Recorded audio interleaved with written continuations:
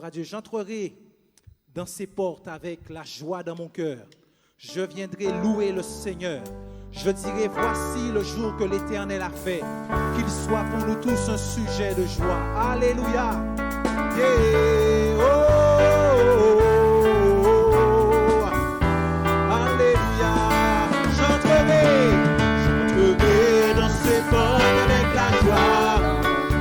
Je viendrai louer le Seigneur. Qu'il soit. J'entrerai dans ses portes. Je viendrai louer le Seigneur. Je dirai, voici le jour que l'Éternel a fait. Qu'il soit un sujet de joie, un sujet de joie, un sujet de joie. Qu'il soit pour nous tous un sujet de joie.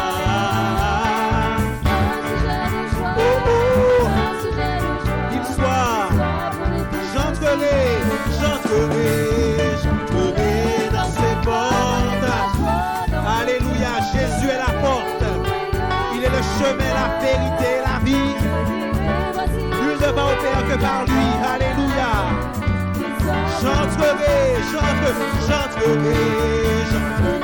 dans ses portes.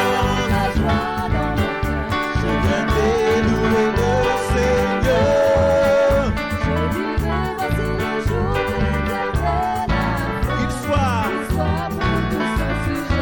Un sujet de joie, un sujet de joie, un sujet de joie, qu'il soit, alléluia, alléluia, un sujet de joie, un sujet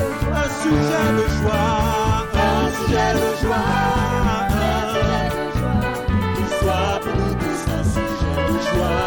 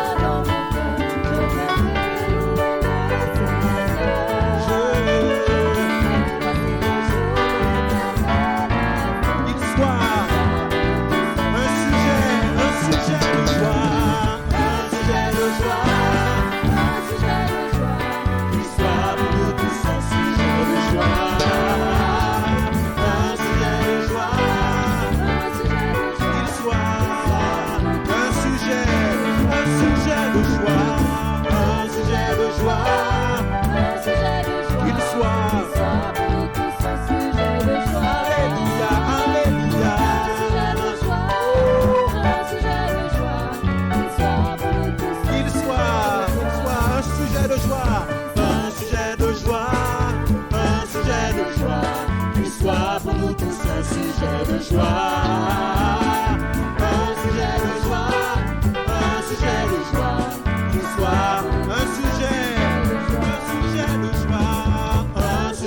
joie. De joie, qu'il soit pour nous tous un sujet de joie, un sujet de joie, un sujet de joie, qu'il soit pour nous tous un sujet de joie. Alléluia. Tu es le centre de nos louanges et de notre adoration, Seigneur. Toi seul nous voulons célébrer, louer, glorifié, exalté. Tu es le Fils de Dieu, l'agneau de Dieu, celui qui a paru dans le monde pour détruire les œuvres du diable. Alléluia. Celui qui est venu nous sauver, nous délivrer de la mort du péché. Tu es notre héros et nous te bénissons, Jésus. Alléluia, Jésus.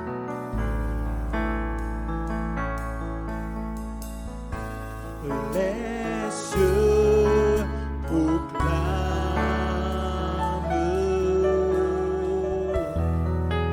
la gloire du ressuscité.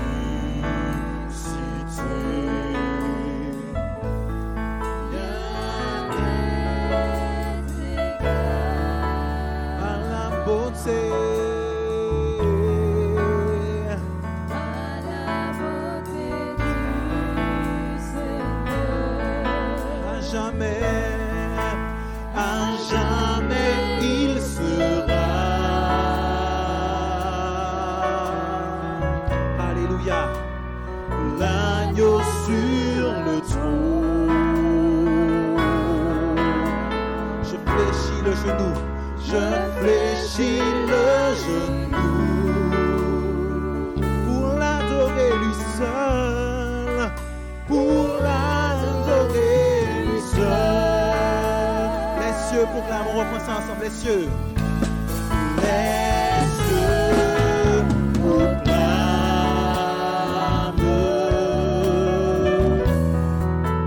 la gloire du ressuscité. Rien n'est égal.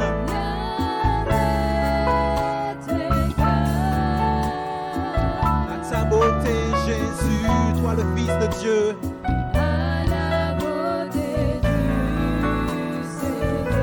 À jamais, à jamais,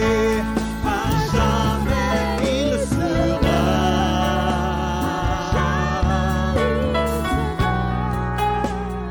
l'agneau sur le trône.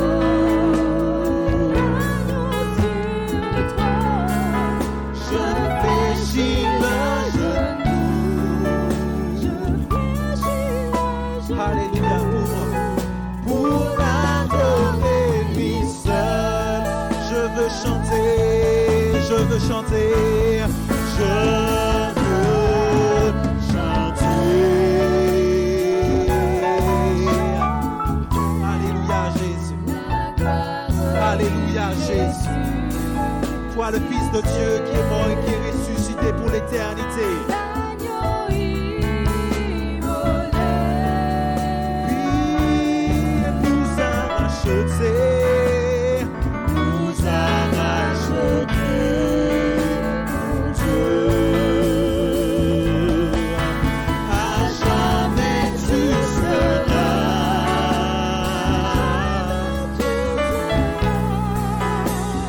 l'agneau sur le trône. Je fléchis le genou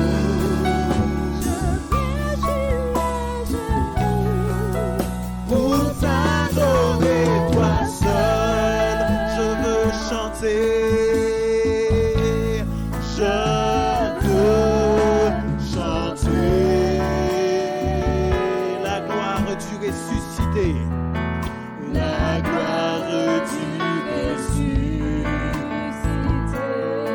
L'agneau immolé.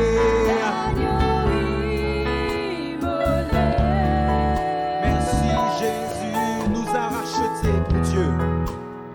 Nous a rachetés pour Dieu. À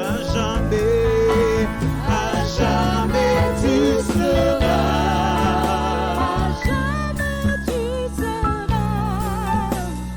l'agneau sur le trône. Je fléchis le genou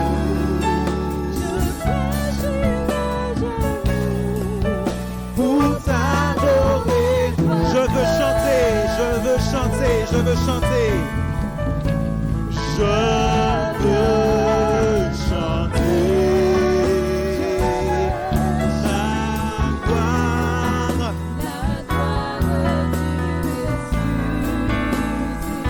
l'agneau immolé.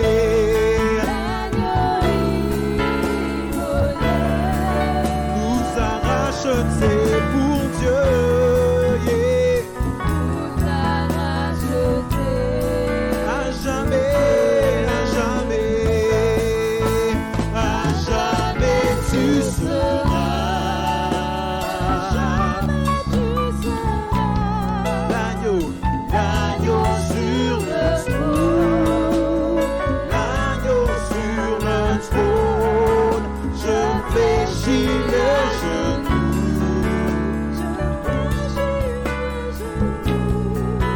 Pour t'adorer à jamais, à jamais, à jamais, à jamais. à jamais tu seras L'agneau, l'agneau sur le trône. L'agneau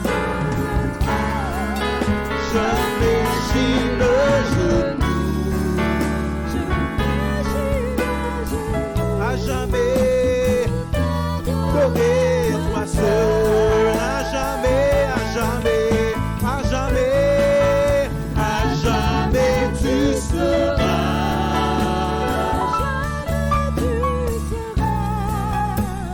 L'agneau sur le trône, je fléchis le genou, je fléchis à jamais pour t'adorer, toi seul, à jamais, à jamais, à jamais tu seras.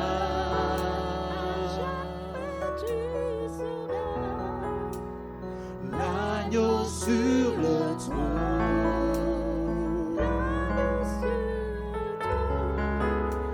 je fléchis le genou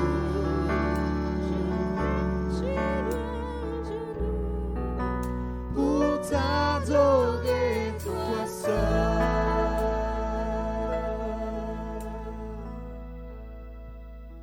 Alléluia, Jésus.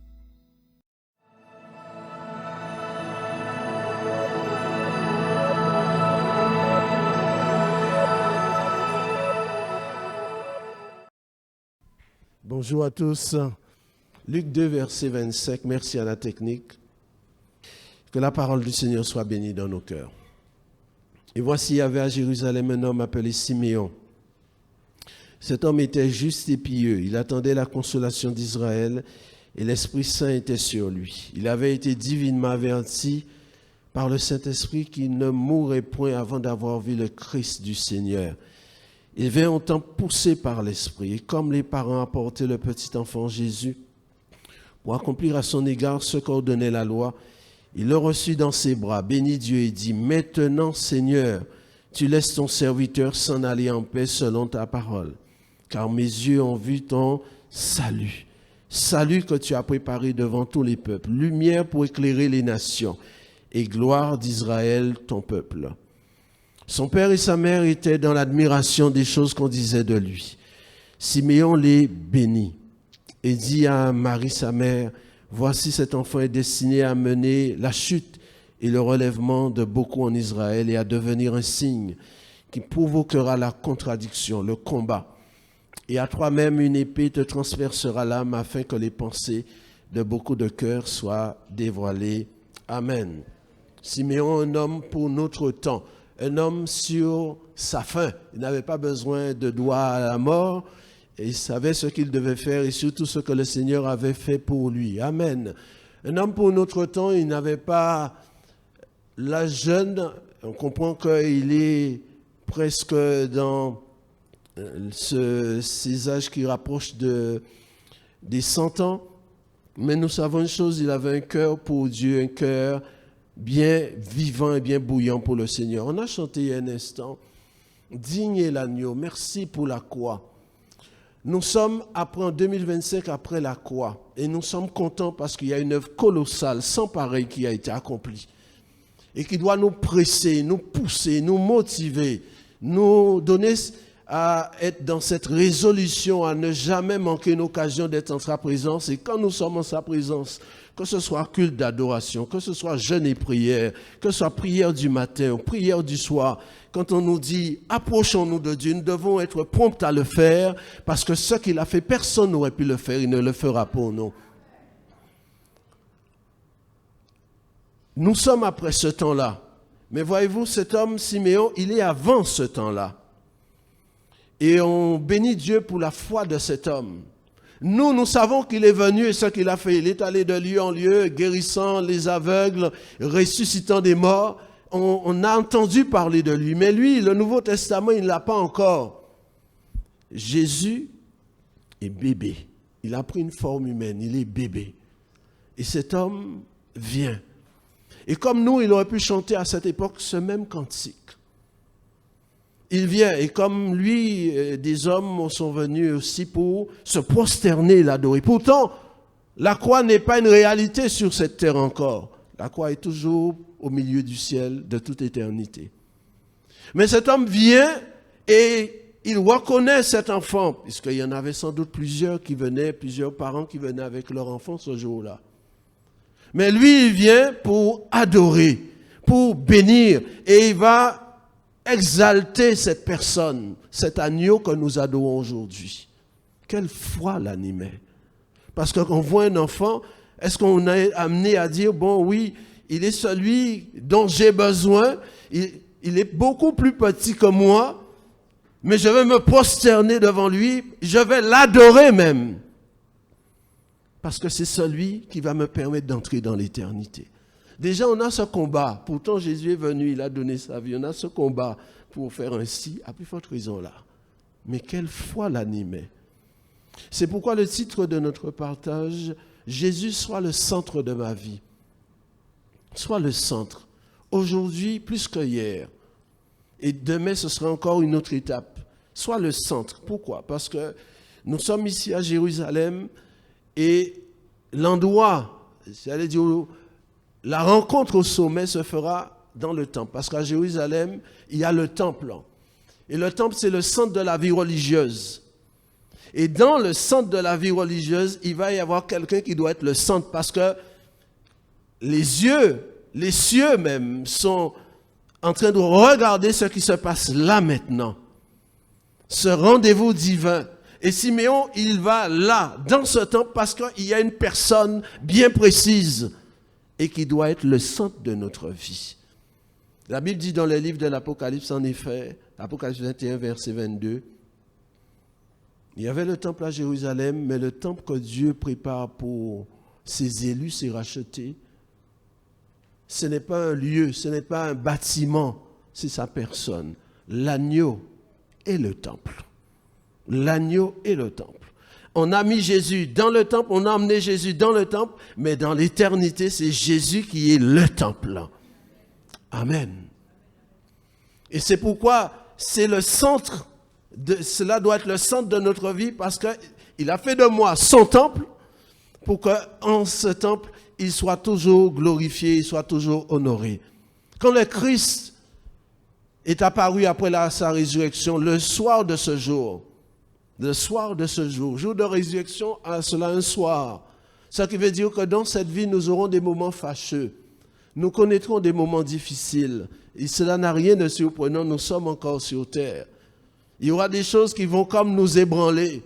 Le soir de ce jour, Jean chapitre 20, verset 19, Jésus vient, les portes là où sont les disciples sont fermées, ils sont dans une crainte, une angoisse, une peur. La Bible dit Jésus parut au milieu d'eux. Il vient pour être au milieu.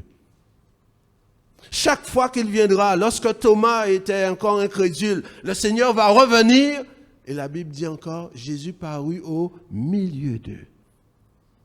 Le Seigneur veut être au centre de notre vie, au centre de nos intérêts, au centre de notre cœur, occuper le centre de nos préoccupations. Parce que lui-même nous mettra dans sa présence au centre. L'agneau qui est dans le ciel, il est au milieu du trône. La première fois qu'on parle de l'agneau dans le livre de l'Apocalypse, Apocalypse 5, verset 6, l'agneau est au milieu. Tout est autour, les vieillards, les 4 êtres vivants et les myriades d'hommes et de femmes, si on peut dire ça ainsi. Parce que dans le ciel, dans l'éternité, il n'y aura plus d'hommes, de femmes. Mais lui, il est au milieu. Par conséquent, Jésus, tu dois être le centre. Chaque jour, mes pensées vont vers toi. Mes pensées sont centrées sur toi et non pas sur ce qui me préoccupe. Et c'est la raison pour laquelle cet homme, Siméon, il y aura aussi une femme après, mais cet homme est un exemple pour nous. Et en 3 mots, puisque Jésus doit être le centre de notre vie comme il fut le centre de sa vie, en 3 mots, nous pouvons comprendre l'expérience vécue. Le premier mot, c'est consécration. Le deuxième, c'est communion. Et le troisième, c'est couronne. Premier mot, consécration. Puisqu'il est le centre. Cela m'amène, me motive à me consacrer à lui. Homme, femme, jeune fille, ado comme les enfants, me consacrer. Puisqu'il est dit, concernant Siméon, il était juste et il était pieux. Il était juste et il était pieux. Qu'est-ce qui nous rend justes aux yeux de Dieu? La Bible dit pourtant, il n'y a pas un seul juste. On est tous des coupables. Mais des coupables pardonnés. Alléluia. Il était juste. Romains 5, verset 1 nous dit que nous sommes déclarés justes sur la base de notre foi, justifiés par la foi en celui qui allait donner sa vie, qui allait prendre sur lui notre châtiment. Et parce que nous mettons notre confiance en lui, l'évangile est simple. C'est une question, une approche de foi avec Dieu. Celui qui croira, il se fera baptiser, sera sauvé. Il n'y a pas à avoir de contestation, de contradiction, de autre chose. La foi, elle est simple, elle est à la portée de tous. C'est ce qui nous rend justes aux yeux de Dieu. Cet enfant, cette personne devant lui, mais c'est cette personne qui devait donner sa vie pour que nous puissions être rachetés, récupérés, ramenés, réconciliés avec Dieu. La Bible nous dit que Jésus, 1 Corinthiens chapitre 1 verset 30, il a été fait pour nous, justice de Dieu. Je n'ai pas de justice, mais c'est Christ qui est ma justice. Je l'ai dit, nous sommes pécheurs, nous sommes coupables, mais Christ, lui, le parfait, il a pris sur lui nos péchés et il est devenu justice et sainteté pour nous. C'est pourquoi tous les hommes doivent le recevoir. Voyez-vous, Siméon, quand il vient au temple, il demande, il s'approche de cette personne, la mère, pour lui dire, donne-moi ton enfant. Et il approche, il le prend dans ses bras, il va l'approcher de son cœur. C'est là qu'il doit être, dans mon cœur, bien plus que dans ma tête. Près de mon cœur, dans mon cœur. C'est là qu'il nous donne la paix, qu'il nous donne la joie. Alléluia. Il a pris notre châtiment pour nous, que nous soyons trouvés justes devant Dieu. Aucun être humain n'a pu satisfaire la justice de Dieu.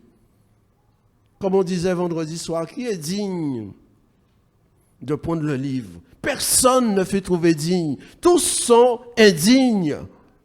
Mais lui, il a été sans péché. Voilà pourquoi nous l'adorons.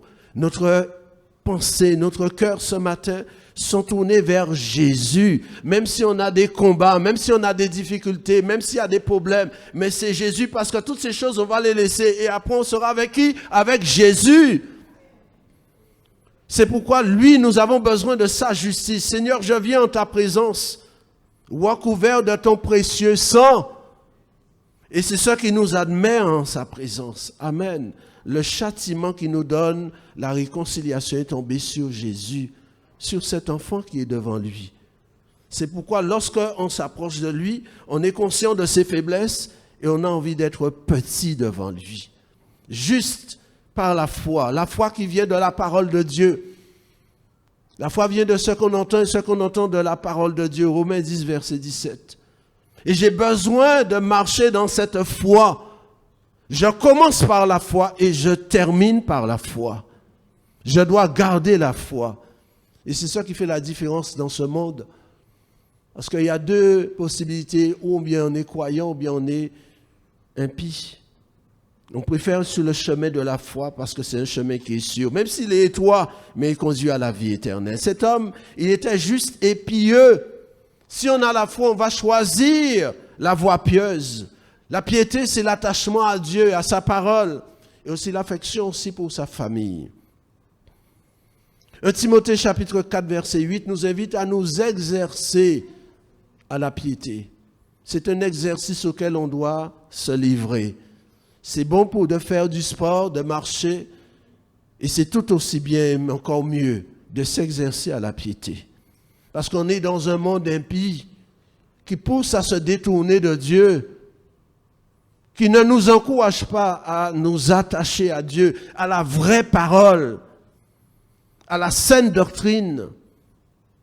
La Bible dit même qu'il viendra un temps où les hommes ne supporteront pas la parole. Donc s'ils ne supportent pas la parole, ils ne vont pas croire. S'ils ne croient pas, ils ne vont pas être dans la piété. Ils ne supporteront pas. Autrement dit, 2 Timothée 4:3, ils fermeront l'oreille à la vérité et l'ouvriront à des fables, s'attacheront, se jetteront sur des fables. C'est pourquoi nous sommes invités à nous battre, à combattre pour garder la piété. Parce que la piété a de l'avenir, même s'il est vrai que La Bible dit tous ceux qui veulent vivre pieusement en Jésus-Christ seront persécutés. Tant mieux. Cela prouve qu'on n'est pas dans le monde. Et même si on est persécuté, à la fin, il y aura Jésus. L'homme pieux, c'est l'homme qui aime la prière. Psaume 32, verset 6. Qu'ainsi tout homme pieux te prie, toute femme pieuse aussi, te prie. Donc s'il prie Dieu, il est conscient que Dieu n'est pas un garçon de course pour faire nos volontés, mais Dieu est celui vers qui nous nous approchons pour que notre vie soit transformée, pour que nos pensées soient renouvelées, pour que nos désirs, nos penchants soient crucifiés. J'ai besoin de sa grâce, jour après jour. Et la prière, c'est une chose qui doit être constante, c'est la respiration de l'âme. Qu'ainsi tout homme pieux te prie, si de grandes eaux débordent, jamais ne l'atteindront. Alors que des eaux débordent à droite, à gauche, qui est guerre, qui est famine, qui est oppression, qui est menace, qui est même l'ennemi. Si nous sommes en sa présence, il n'y a rien qui peut nous ébranler. Cet homme était pieux. On imagine peut-être la moquerie dont il était victime parce qu'il était un homme pieux. Les critiques. Les gens aiment leur carnaval, les gens aiment leur plaisir, les gens aiment leur midi, minuit. Et lui, Siméon, qu'est-ce qu'il fait? Il choisit d'aller vers Dieu, vers le temple. On dit, c'est démodé, c'est le plus de notre époque. Nous sommes au 21e siècle. Mais lui, il a choisi la piété. C'est un choix de notre volonté. Amen.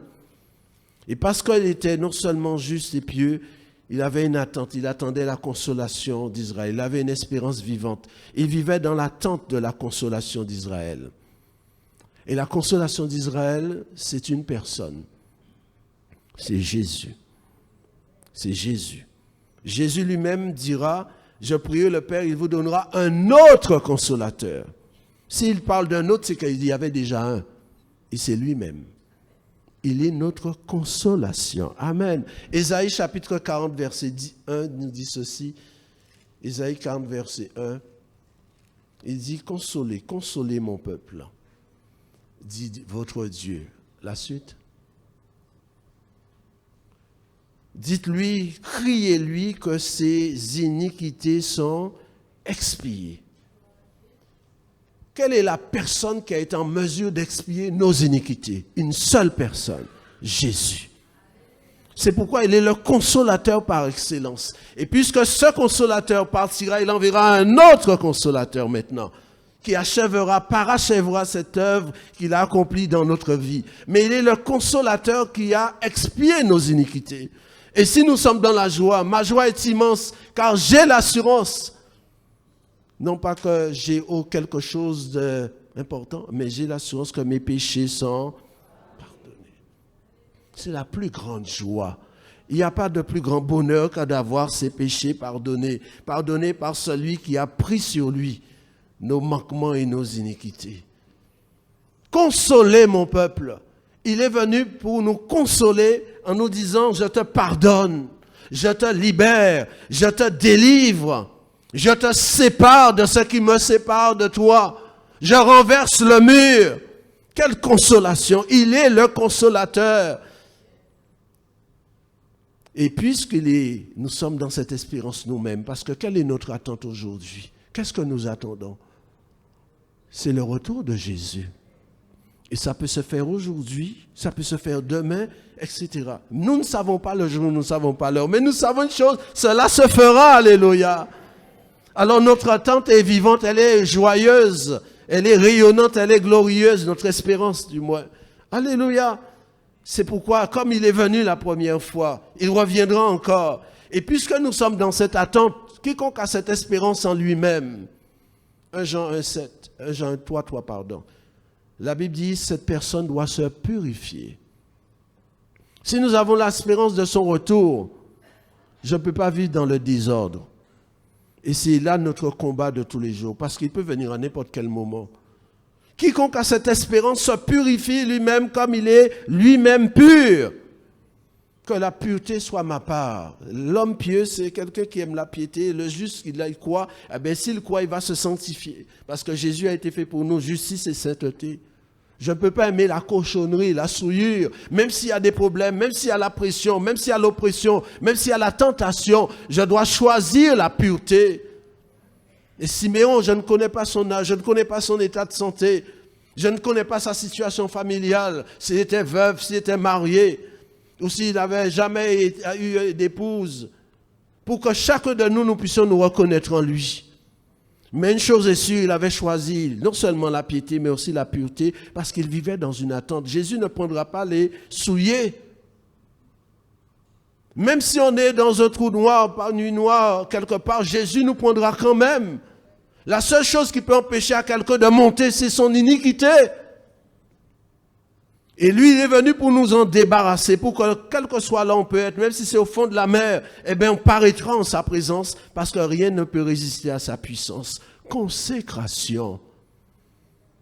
Du 1er janvier au 31 décembre. Parce que si on marche aujourd'hui avec Dieu, et demain on met un pied dehors, on court par-ci, on court par-là, et il vient, les affaires sont mêlées. Parce que c'est aujourd'hui le jour du salut. Ce n'est pas ce qu'on a fait pendant 10 ans. Je ne dirais pas, oui, j'ai marché avec Dieu. Comme quelqu'un disait, oui, tel a marché quand il était ado avec le Seigneur, il venait chanter, oui, mais il meurt. Mais on ne l'a pas trouvé dans sa présence. Ce n'est pas parce qu'il avait été ado qu'automatiquement il meurt, après il va au ciel. Ce n'est pas l'évangile. C'est aujourd'hui le jour du salut. C'est notre plus beau jour. Consécration, comme cet homme. Cette consécration l'amène, deuxième chose, à une communion, une communication. Luc chapitre 2, verset 25, l'Esprit Saint était sur lui. Verset 26, il avait été divinement averti par le Saint-Esprit. Le Saint-Esprit est une personne. Comme le Père est une personne, comme le Fils est une personne. Le Saint-Esprit est aussi Dieu, comme le Père est Dieu, comme le Fils est Dieu. Il a tous les attributs de la divinité. Il avait été divinement averti par le Saint-Esprit. Le Saint-Esprit est une personne que nous sommes invités à accueillir. Sa présence est réelle au milieu de nous. Le Seigneur a dit, l'autre consolateur viendra, il sera en vous, il sera avec vous. Et quand l'enlèvement se produira, il partira. C'est grâce à lui que nous pourrons partir à la rencontre de l'épouse. Amen. Communication. L'Esprit Saint reposait sur lui. L'Esprit Saint était en communion avec lui, puisque l'Esprit Saint va lui parler. Et nous avons besoin de cette communication en tant que peuple de Pentecôte. Béni soit Dieu pour le mouvement de Pentecôte. Alléluia. Car ce siècle sera un siècle de combat spirituel. L'esprit de vérité contre l'esprit de l'erreur. L'esprit de vérité contre l'antichrist. Et nous avons besoin de cette communication de l'esprit. L'Esprit est celui qui vient à nous pour nous parler. Il peut nous parler quand nous sommes assemblés en son nom, comme ce matin, pas seulement dans les cultes, mais dans nos moments de prière aussi. Quel que soit le nombre, je le répète, une bien-aimée nous disait du côté de Petit Canal, ils étaient 9 dans une réunion. Dieu, waouh, 9 seulement. Mais 9 plus 1 avec le Seigneur. Et ils ont vécu un moment puissant avec le Seigneur qui s'est révélé. Alors, c'est un encouragement. Quel que soit le nombre, je regarde à la personne qui est au milieu de nous. Parce qu'il ne s'arrête pas. Si vous êtes 1000, il va se manifester. Non, on peut être peu nombreux. On a vu le Seigneur se manifester alors qu'on n'était qu'une poignée de personnes réunies en son nom. Ce n'est pas une raison pour laquelle il faut rester chez soi. Nous sommes invités à venir quand le peuple s'assemble, venir ensemble adorer tous les jours de notre vie et pas seulement le dimanche. La communication. L'Esprit est celui qui veut nous parler, qui doit nous parler. S'il est en nous, ce n'est pas pour que nous ayons une personne, et là, bien silencieuse. J'ai besoin d'entretenir une communication avec lui. 24 sur 24, dans les bons comme dans les mauvais jours. Une communication directe. 1 Roi 19, verset 12. Un homme, il était dans une caverne, il s'appelait Élie. Et la présence de Dieu vient à lui. Et la Bible dit qu'il y a eu un murmure doux. Un murmure doux. Si Dieu murmure, c'est bien la preuve qu'il est tout près de nous. Il te dit, je suis là. Non seulement qu'il est je suis, mais il dit, je suis là. Il murmure. Et il veut murmurer à notre oreille ce que nous avons besoin d'entendre. Quand nous sommes en sa présence, c'est vrai, nous pouvons lui parler. Déjà, nous pouvons lui parler avec l'aide de son esprit, car c'est par l'esprit que nous sommes invités à faire des prières et des supplications. Mais nous avons surtout besoin d'entendre ce qu'il a à nous dire dans notre temps, par rapport à nos situations, par rapport à ce qui se fait dans ce monde. Quand nous voyons ces bouleversements, Seigneur, qu'est-ce que tu as à nous dire? Quand nous voyons cette violence dans notre pays, Seigneur, qu'est-ce que tu as à nous dire? Quand nous voyons cette passion pour la drogue et les méchancetés, la débauche, Seigneur, qu'est-ce que tu as à nous dire? Fais-nous entendre ta voix. Il y a eu un murmure. Et c'est à ce moment-là que cet homme de Dieu va sortir. Le feu, tremblement de terre, vent ne l'a pas ébranlé. Mais quand il y a eu un murmure, c'est ce dont j'ai besoin. Et j'ai besoin qu'il y ait ce murmure à nos oreilles. Et que dit l'Esprit? 1 Timothée chapitre 4, verset 1. Dans les derniers temps, certains abandonneront la foi. Et c'est grave. J'allais dire, on démarre avec la foi, on doit finir avec la foi. L'Esprit dit expressément que dans les derniers jours, quelques-uns abandonneront la foi. Je l'ai dit, si on abandonne la foi, c'est qu'on s'est détourné de la parole parce que la foi vient de la parole de Dieu. On s'est détourné de la vérité. Si on se détourne de la vérité, on va accepter le mensonge. Car c'est ou l'un ou l'autre. Certains abandonneront la foi.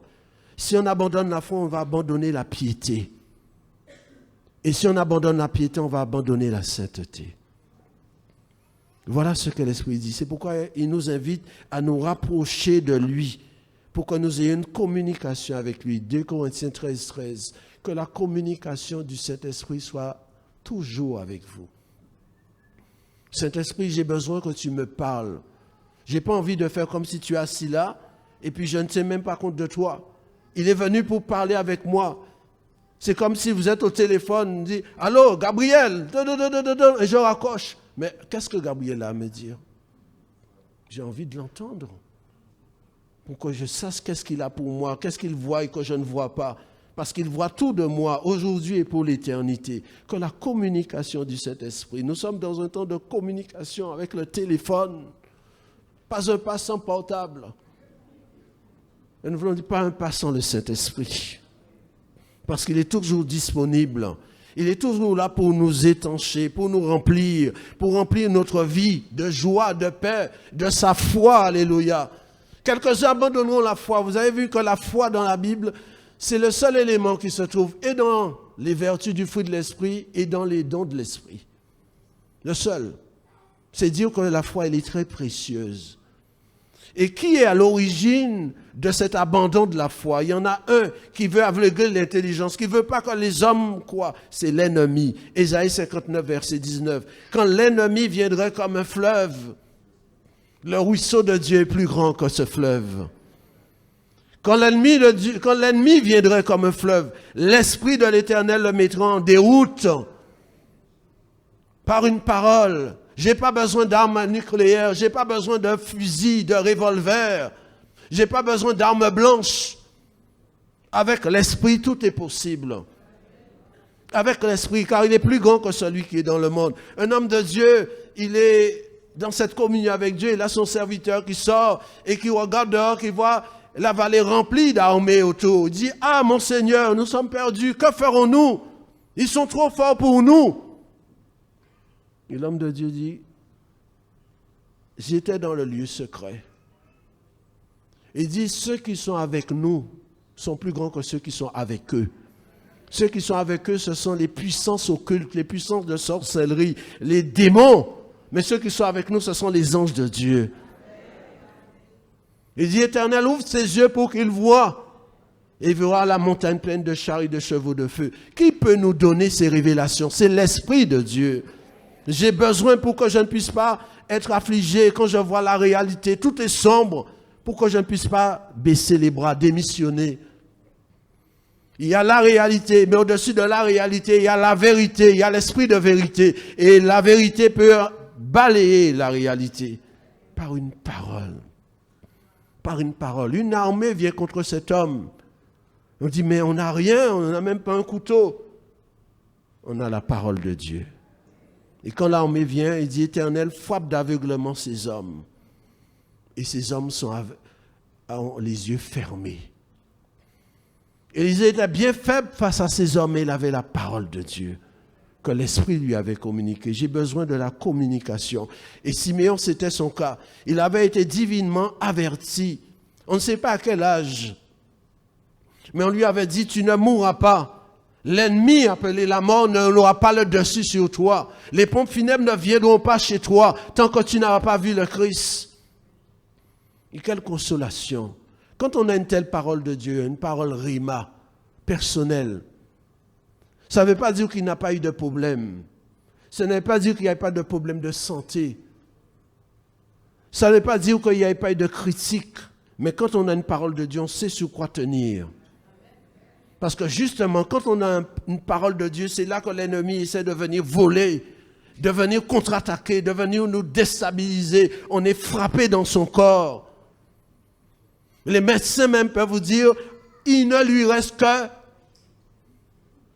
Mais il dit, d'accord, ce que le médecin dit, mais mon Rédempteur est vivant. Il m'a dit, tant que je n'aurai pas vu le Christ, je ne mourrai pas. J'ai cette confiance en Dieu qu'il en sera comme il m'a été dit. C'est ça qui nous rend ébranlables. Ce n'est pas nos muscles, notre sagesse, ce que nous avons au fond de la poche, mais la parole de Dieu. Et c'est pourquoi nous avons besoin d'une parole de Dieu pour nous-mêmes, pour notre famille, pour nos enfants.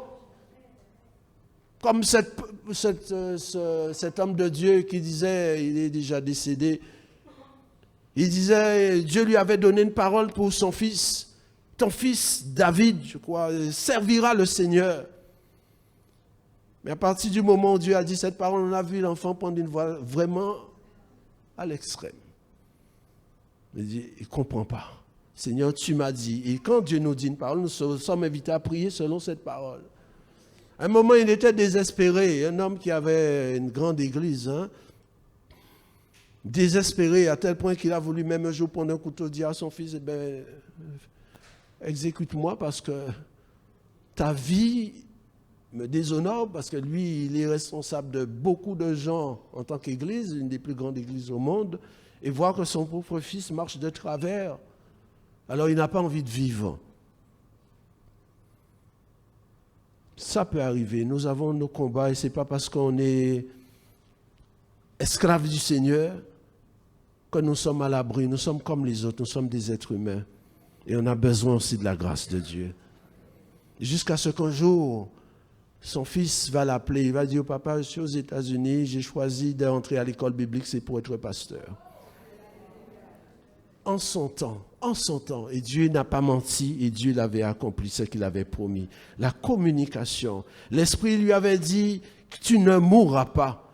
Ce qui veut dire qu'il aurait pu avoir des maladies, justement parce que l'Esprit lui a dit ça, mais c'est à ce moment-là qu'il y a épidémie, il y a Covid, des gens meurent par quantité autour. Tu ne mourras pas tant que tu n'auras pas vu le Christ. Et ses yeux devaient rester ouverts, même s'il y a conjonctivite, ses yeux devaient rester ouverts puisque tu as dit tu verras. Que 10 000 tombent à ta droite, que 1000 à ton côté, tu ne seras pas atteint. Parce qu'il avait reçu, il était comme immunisé avec une parole. C'est pourquoi quand Dieu nous parle, le frère disait, faisons silence, gravons la parole dans notre cœur. On ne sait pas qu'est-ce que sera demain, mais la parole, Dieu vient toujours avant. Et cette parole est pour nous prémunir, pour nous avertir, pour nous préparer, pour que nous ne puissions pas être abattus. On sort d'ici, boum, mais on a déjà oublié la parole parce que l'ennemi, il est voleur. Mais Dieu nous avait avertis, mais on n'en a pas tenu compte. À peine sorti d'ici, qu'est-ce que le Seigneur a dit? On ne sait même pas, on retient un mot. Toute parole de Dieu est importante pour nous. Siméon, tu ne mourras pas et j'en ai besoin. Les années vont passer, les vents vont passer, les tempêtes vont passer, les pluies vont venir, mais la parole va rester parce qu'elle est éternelle. Amen. Et c'est pourquoi il va bénir Dieu quand le moment viendra. La Bible dit qu'il vint au temple, Luc 2, verset 27. Il vint au temple poussé par l'Esprit. Ça qui veut dire que peut-être ce jour-là, il était mal en point physiquement. Parce qu'on n'a pas à attendre que l'Esprit nous pousse pour venir à l'Assemblée. On a besoin de venir de tout notre cœur. Je suis dans la joie quand on me dit, allons à la maison du Seigneur. Amen. Ce jour-là, peut-être il y avait une difficulté, l'arthrose, une douleur. Ah, je dis, en plus, la pluie a tombé, il y a mauvais temps, un péché sorti.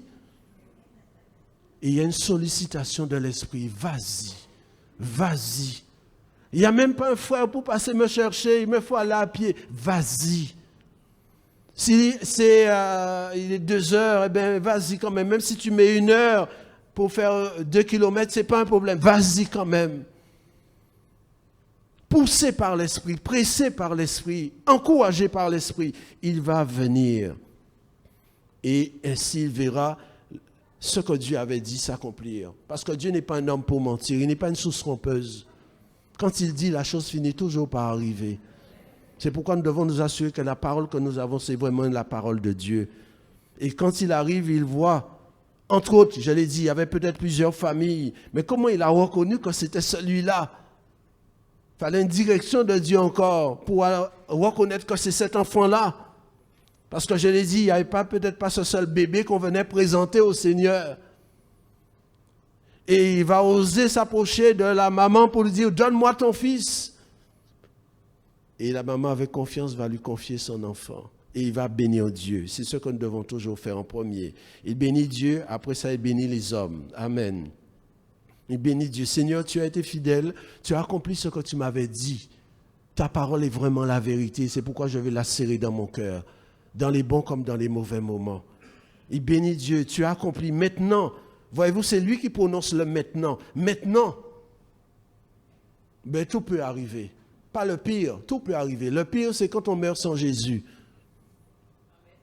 Maintenant, c'est lui qui le prononce. D'habitude, c'est Dieu qui le dit, mais là, c'est lui qui le prononce parce que Dieu a accompli. Maintenant, Seigneur, tu laisses ton esclave. Serviteur, c'est littéralement le mot esclave. C'est dire sa consécration. Tu délies ton esclave. Maintenant, il peut partir. Alors, on imagine Siméon qui part.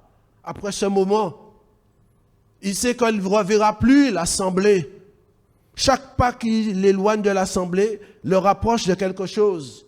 Mais qu'importe, il a la paix. Tu laisses ton esclave partir en paix, car on a besoin de paix. Si on a fait la paix avec Dieu, même si l'ennemi vient, on sera dans la paix, parce que sa paix surpasse toute intelligence. Il partira sans crainte, glorifiant Dieu.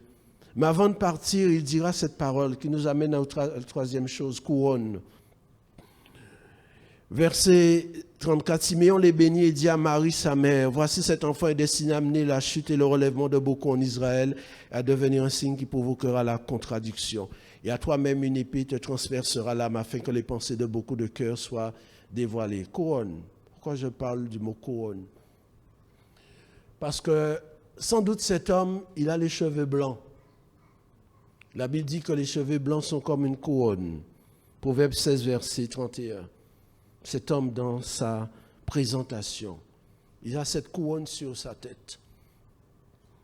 On l'a dit, cet homme, il est celui qui avait l'esprit sur lui.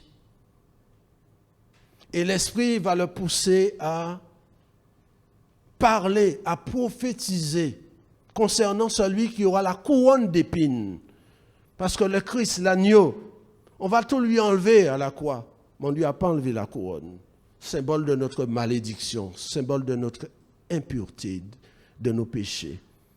Il gardera la couronne sur sa tête. Parce que Dieu avait dit, quand l'homme a péché, la terre te produira des épines. Il va proclamer cette parole prophétique.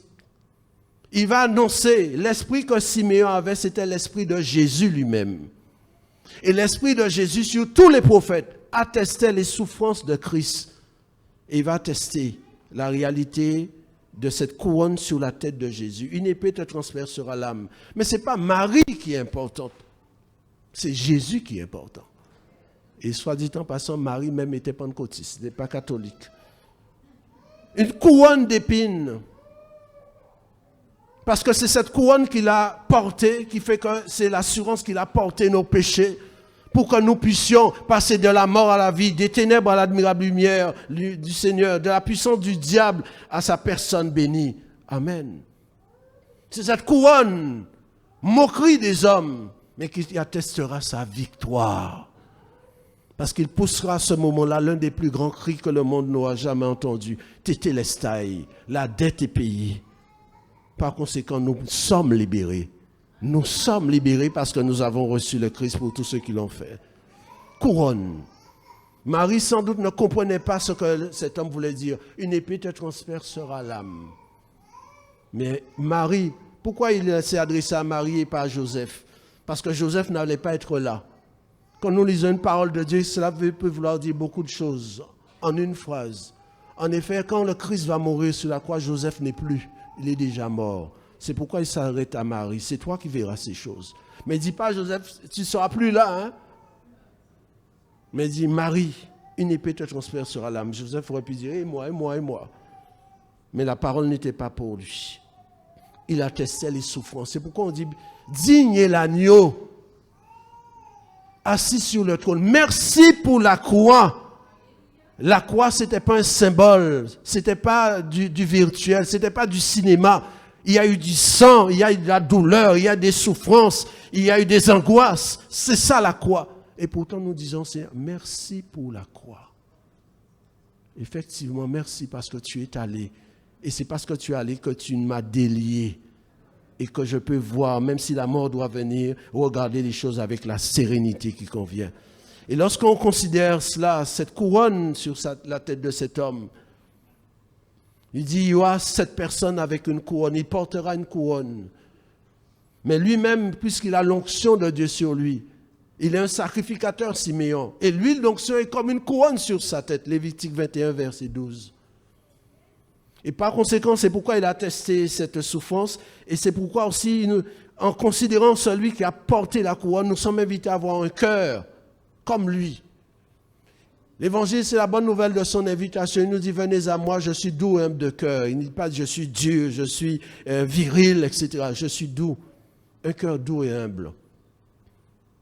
Puisque quand nous considérons celui qui a porté la couronne, on ne peut pas être orgueilleux.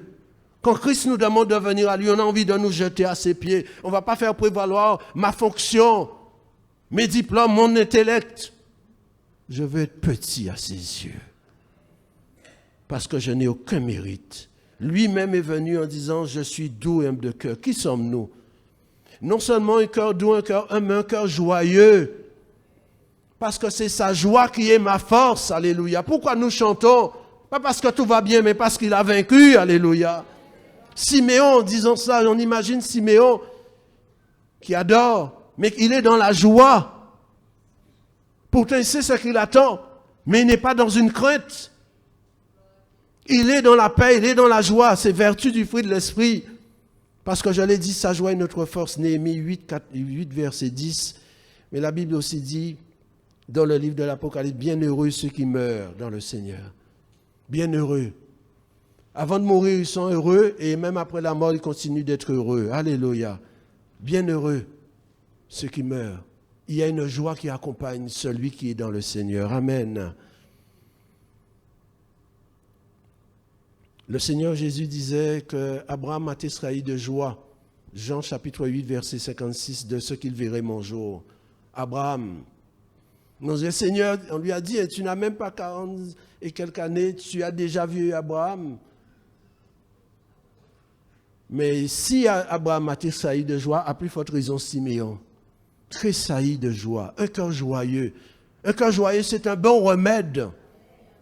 Parce que quand on a l'esprit abattu, alors on ne facilite pas les choses. Proverbe chapitre 17, verset 22. Un cœur joyeux. Et c'est cela qui permet de résister à la maladie, de résister à toute forme d'oppression. Un cœur joyeux. On imagine Siméon partir, mais il n'a pas un pied comme s'il ne veut pas avancer parce qu'il sait vers quoi il avance. Non, il est serein. Il est serein. Regarde, monsieur Siméon, tu vas mourir, tu n'as pas peur? Non, pas peur. Parce que je sais en qui je crois. Je veux conclure avec son nom, Siméon. Il signifie celui qui entend. Celui qui entend. Quand on a un si beau nom, on ne peut pas manquer d'être quelqu'un qui aime prier.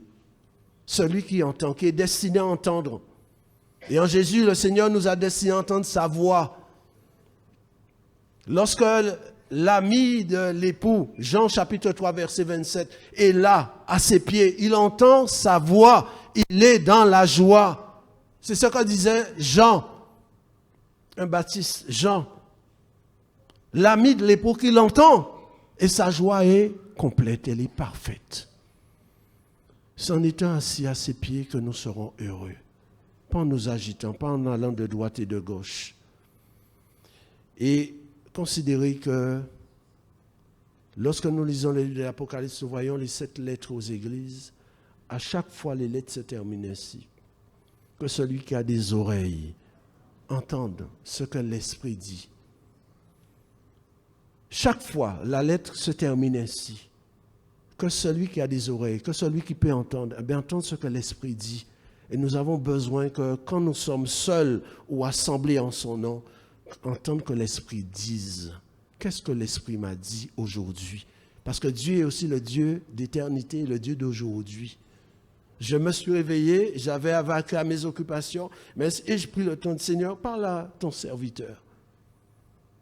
J'ai besoin de m'arrêter pour que l'Esprit me parle et que mon cœur soit tranquillisé. Siméon, celui qui entend, j'ai entendu sa voix, j'ai été averti. Par conséquent, quand bien même tout irait mal sur la terre, on ne pourra pas changer certaines choses. On ne pourra pas dire à cet homme, ne fais pas la guerre à l'autre. On ne pourra pas dire à certains, ne sois pas méchant en voulant détruire l'agriculture des Guadeloupéens. On ne pourra pas dire à d'autres, eh bien arrêtez votre sorcellerie. Il y a des choses. Parce que nous avons notre part et ce que Dieu a assigné pour notre vie. Mais nous pouvons entendre l'Esprit nous dire, prends telle direction, rends témoignage, fais ceci, ouvre ta bouche et proclame. Parce qu'avec Dieu, tout est possible. Dieu peut tout faire. Il est le Seigneur de l'impossible. Alors voilà pourquoi j'ai besoin qu'aujourd'hui, plus que hier, qu'il soit le centre. Celui qui peut m'assoiffer plus que tout. J'en ai besoin. Avec cette chaleur de l'atmosphère, mais cette chaleur de l'ennemi qui ne veut se donner pas de relâche. Alors j'ai besoin que l'Esprit vienne à moi et me donne une parole, pour que je n'agisse pas comme le monde, pour que je ne me puisse pas chercher à me défendre comme le monde. Voyez, quand on venait arrêter le Seigneur Jésus, Pierre a pris une épée. Il va couper l'oreille, pensant bien faire, il va défendre. Mais qui lui a dit de faire cela? Le Seigneur encore est obligé de réparer. Là, alors qu'on vient l'arrêter, ce sont des adversaires. Mais il pose sa main et l'homme est guéri instantanément. Mais même le miracle n'a pas changé le cœur des gens. Il dit, Pierre, remets ton épée, on n'a pas besoin de ça. Il faut que la parole s'accomplisse. Alors, il faut que la parole de Dieu soit accomplie dans ma vie. C'est pourquoi il doit être le centre. Et quand Dieu accomplit, alors tout est bien. Ce n'est pas ce que je veux qui doit être important pour moi, c'est ce que Dieu veut pour moi. Ce n'est pas ce que je pense de moi qui doit être important, c'est ce que Dieu pense de moi. Ce n'est pas ce que les autres diront de moi qui doit me mettre en boule, en colère, mais c'est ce que Dieu dit de moi. Si Dieu dit qu'il m'aime, qu'il prend soin de moi, qu'il est avec moi, dit Seigneur, alléluia, nous sommes ensemble, tu m'as saisi par la main et nous marchons vers la gloire, que ton nom soit béni. Amen. Merci Seigneur. Nous prions le Seigneur, que son Saint-Nom soit béni. Béni soit ton nom merveilleux, au-dessus de toute louange et au-dessus de toute bénédiction. Ton nom est favorable. Notre cœur met en toi, en lui, sa joie, parce que nous avons confiance en son Saint-Nom. Seigneur, béni sois-tu pour qui tu es pour nous ce matin. Tu es merveilleux et nul n'est semblable à toi. Nous voulons saisir ta grâce et te demandons d'être le centre. Nous ne voulons pas te laisser dehors, nous ne voulons pas te laisser à côté, mais nous voulons que tu sois le centre. Et nous voulons réaliser ce que nous voulons, parce qu'il n'y a rien de meilleur pour nous. Seigneur, merci pour la personne de l'Esprit qui vient à nous, qui vient pour être notre associé. Et si l'Esprit est avec nous, qui sera contre nous? Nous te bénissons pour toute grâce aujourd'hui. Que ton œuvre se fasse en nous et avec nous, en nous et autour de nous, pour nos familles, pour nos enfants, qui ont eux aussi besoin de ta grâce, qui ont besoin de ne pas aimer ce monde et son charme trompeur, mais qui ont besoin des vertus du fruit de l'Esprit. Sagesse, intelligence, discernement, toutes les capacités surnaturelles, pour que nous ne puissions pas tomber dans les pièges du diable et que nous ne soyons pas condamnés avec le monde. Seigneur, béni sois-tu, tu viens bientôt. Amen.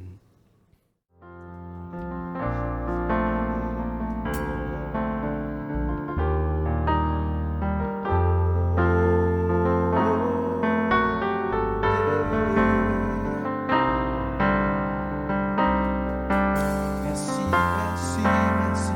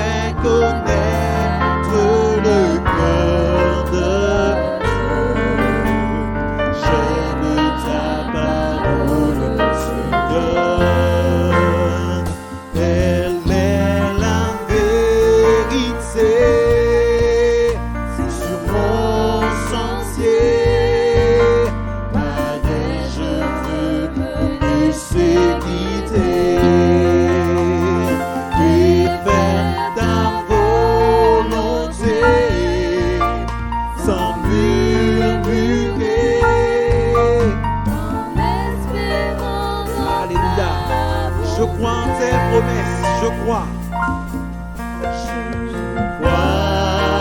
en tes Mon cœur est comme un rocher.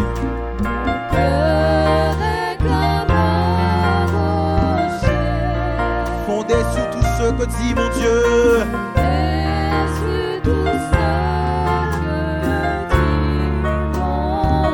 J'aime ta parole, Seigneur. Elle est la vérité. Par elle,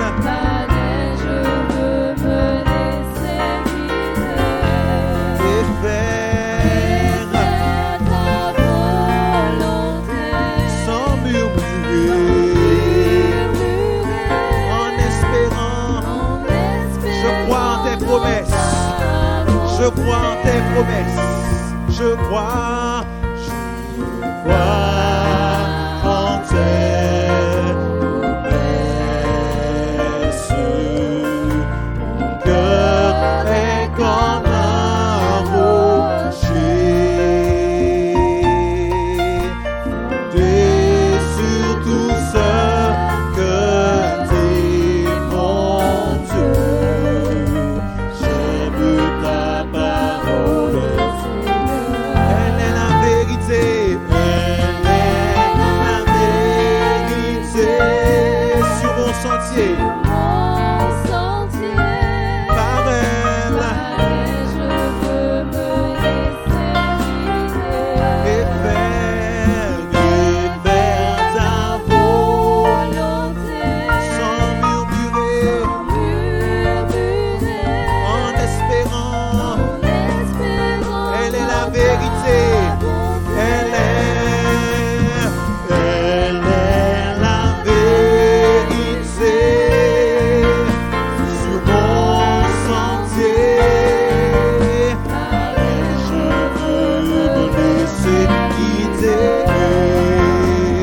et faire ta volonté